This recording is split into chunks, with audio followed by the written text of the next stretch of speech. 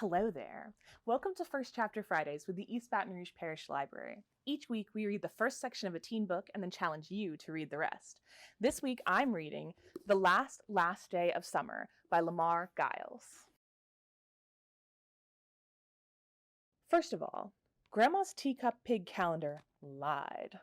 It said the last day of summer was September 21st. Everyone knew September was a bad month with no good holiday in sight after Labor Day. 4th of July was at least 2 months gone. Halloween was more than a month away.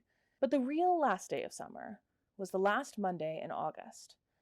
Cousins Otto and Sheed Alston had known this for a while, thanks to the big red circle around the last Tuesday in August. Inside that circle, equally red and in Grandma's handwriting, were the letters BTSFOASTG! When they asked about it, Grandma said, "It's an acronym. It means back to school for Otto and Sheed. Thank goodness." The boys began to think of it as an acronym because it meant back to alarm clocks and homeroom and homework. In Logan County, Virginia, summer ended when school started. Tomorrow. And thanks to an unfortunate headline in the latest printing of the county's newspaper, Otto was not going to take it lying down. "Wake up," Otto said. He finished tying his sneakers with jerky, irritating motions and stretched one leg across the gap between their beds, nudging Sheed's mattress with his toe. He's allowed his cousin to snooze long enough, given the circumstances. Sheed said, "Ugh, stop."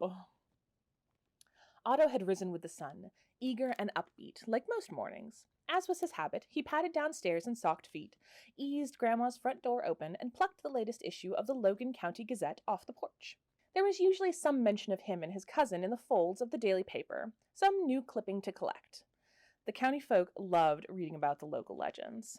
But what he saw on that morning's front page would never benefit from his admirable scrapbooking skills.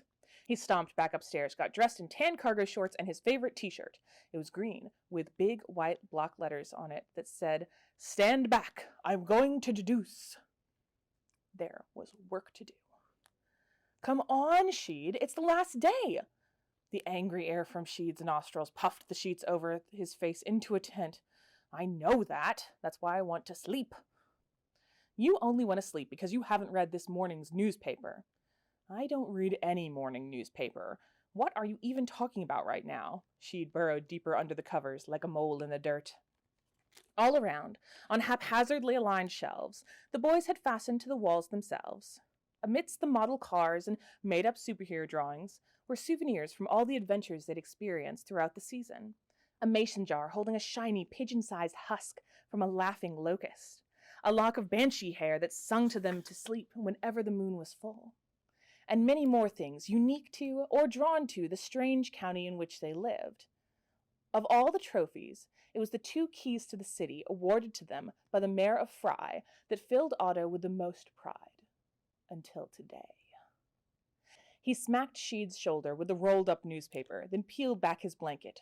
"You don't really want to waste time sleeping on our last day of summer, our last chance to have one more adventure before you-know-what starts." Otto refused to say the S word. "Do you?" "Yes." Sheed covered his head with a pillow. Otto yanked the cord that zipped their blinds to the top of the window frame, flooding the room with bright sunshine. Sheed threw his pillow. Otto dodged it easily. Sheed said, "Fine, I'm up. What's with you?" Now that he had Sheed's attention, Otto unfolded the offensive newspaper for his cousin to see. Sheed read it, then groaned, then smacked his forehead. "I can't believe you woke me up for this." Otto turned the paper so he could reread the worst news ever, unclear why Sheed wasn't more upset. The headline read, "Epic Elricsons receive 3rd key to the city." "They broke the tie," Otto said, his gaze flicking to their meager pair of keys.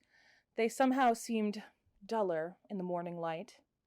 The Epic Elricsons, a.k.a. twin sisters Wiki and Lean, were the country's other adventurers.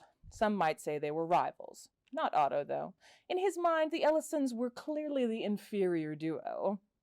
Otto might have to talk to Mayor Hamed about handing out those keys willy-nilly, but in the meantime, Come on, Otto grabbed his notepad and Tiny always there pencil. The legendary Alston boys never sleep late.